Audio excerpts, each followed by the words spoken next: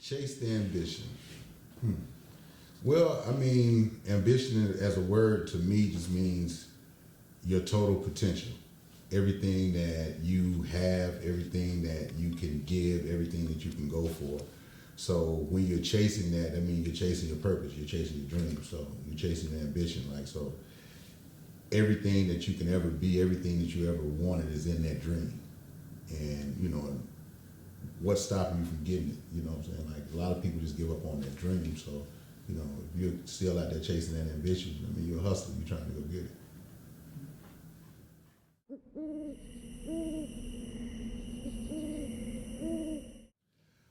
I grew up in a small town, man. I grew up in Alabama, Monroeville, Alabama. Well, I didn't grow up in Monroeville, Alabama. I was born there.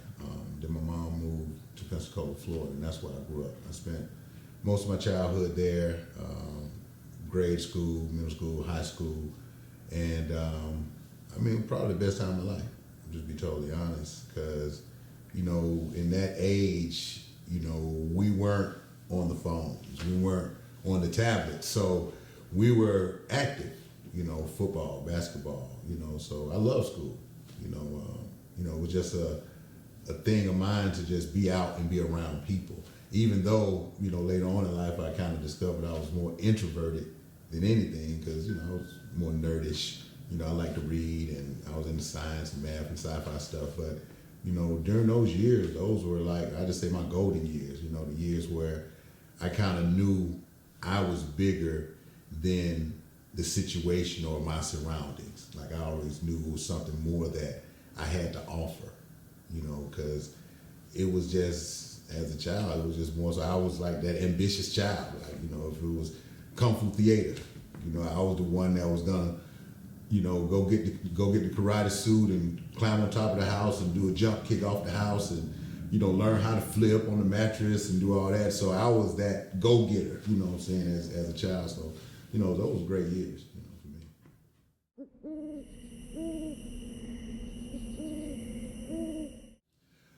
My first thing I wanted to do, man, I wanted to be a dancer.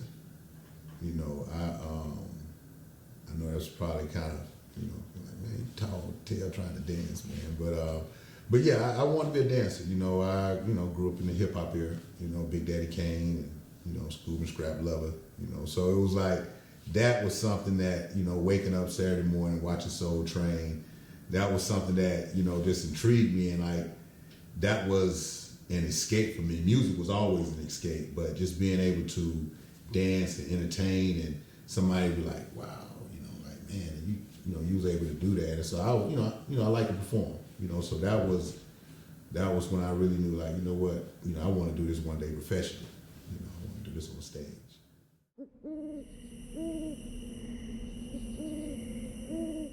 I did, for a brief stint. That's another very long story, but yeah, I did. You know, just through just being, you know, around the right person at the right time. You know, good friend of mine, Crow, Antonio McGuire, he was very instrumental in that, man. I remember when we moved to Atlanta, and was going to the high school there, and I, you know, just start meeting people, and that's it's hard going all the way through school up until, you know, 11th grade, and then moving to a whole nother state and having to start over, new friends and everything, and when I met Crow and brother, it was more of a, you know, just kind of like a bond. And, you know, I still remember sneaking out, going to Dion, you know, going to Dion Club 21 on Sunday night where they had teen night, and, you know, going up there on stage and, you know what I'm saying, going in there and just showing out and dancing and really getting that first touch of, or that feel of fame or stardom, or being on stage or performing, you know, in front of something other than like a school talent show or something like that. That was really big, because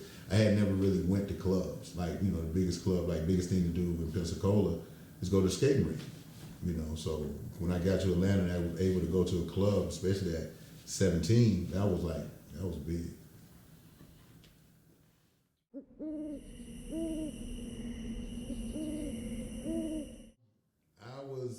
was luckily able to, actually, a real quick story.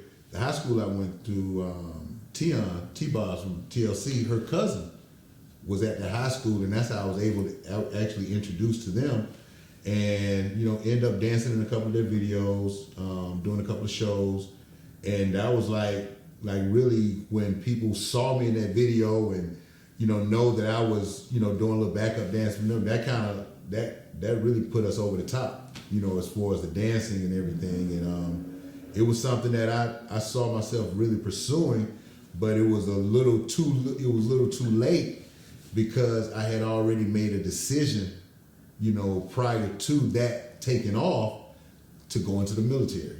I didn't know that, I had an opportunity. I could just sign out. I thought when you enlisted, they don't tell you that, you can just sign out. You don't have to stay there, So basically, once I went away to boot camp and did that, and when I came back home on leave, that's when the dancing thing took off. And I'm like, oh my God. So instead of going to my next duty station, which was back to Pensacola, Florida, where I had grew up at, instead of going to that next duty station, I actually forged my leave documents and extended my leave for another almost 30 days against the, So when I got to my duty station, I was basically almost AWOL, and I was, pretty much in trouble.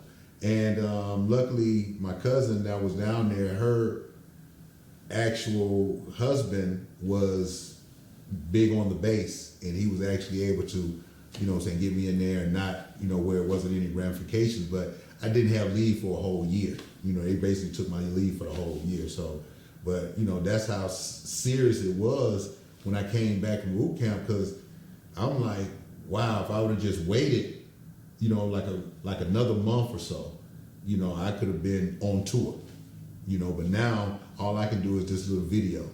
And now I'm getting recognition from this video, and now I'm ready to do big things, but I got this 4-year obligation to the military, so I was like, man, that was kind of a bummer.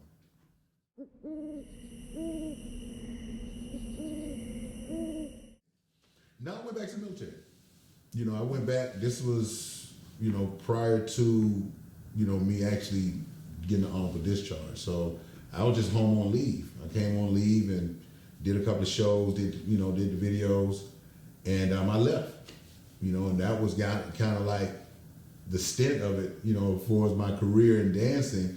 I mean, I would, once I was actually overseas, and I would do a few things over there as far as just not no professional performing, but just shut a club down, because they was really into breakdancing and hip hop, in Europe and Spain, and so we would go over there and and do our thing. So it was still in me, but I already knew I couldn't just abandon what I had, decided I wanted to do, even though that decision was not the best decision for me that I thought at that time. But little did I know, making that decision to go to the military was a lot of things that I learned, a lot of disciplines that I learned that I still use to this day, and I share with people that I coach, because even though people have what they can say what they want to say about the military, but it does teach you attention to detail. It teaches you how to prioritize things in a certain way. It shows you, when you're going for something, a word they used to use, stick-to-itiveness. Like there's nothing other than the goal. If you only see the goal, there are no obstacles. And so that was something that in the military that, they drove home. And when I came out, that's why, things went the way they went, in reference to me doing this and other doing that, because my mind was made up, and I think that was like my first taste or touch of entrepreneur, being an entrepreneur, because I always knew like I wanted something more.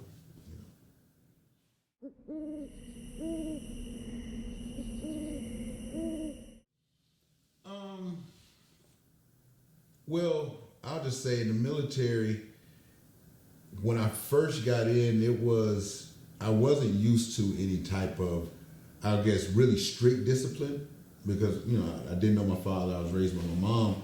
And, you know, I had uncles and, you know, of course, you know, family members and everything. So not saying that I wasn't disciplined, you know, I was just a boy, you know, or whatever. But it was more so a shock to have that level of discipline being forced upon you, where you have to sit here, eat this, get up here. I mean, like, it's really culture shock. Like, the first day, I almost got put out the first day, you know, because, you know, they were screaming at me. I screamed right back at them. You're not gonna do this. You know, we're gonna straighten this right now. And so that was how it was. But once I got in and I saw, you know, what it took, and I saw the progress, I was one to.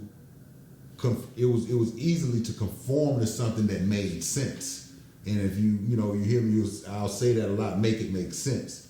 And that was something that was, you know, easily for me to make sense. I was an electronic warfare specialist, and what we did was any radars on any type of other ships, we had to, in combat control, my job was to see exactly what the radar was and what weapon systems those radars controlled. So you have to really learn every naval ship in different navies, as well as the radars that's on that ship, as well as whether it's a surface search radar, air search, or whatever. So these are all things that I knew, and, you know, they came to me pretty easily. And these are skill sets that I didn't even know that I possessed, or couldn't even have the capacity to remember such things. And some of these things were in different languages. So, you know, once your mind has been stretched, you know what I'm saying, to another level, it's hard to conform or go back to where it was. So when I came home from the military and seeing different countries and being around different individuals, my mind was stretched. So going back to the little small town boy that I was, or, you know, that was all just like, how can I go back there? I can't. You know, I've totally outgrown this when I was already mentally there prior to leaving, you know. So that's, you know, one of the examples where, you know, I was just like, you know what, this is something that I know that's going to take me to my next level.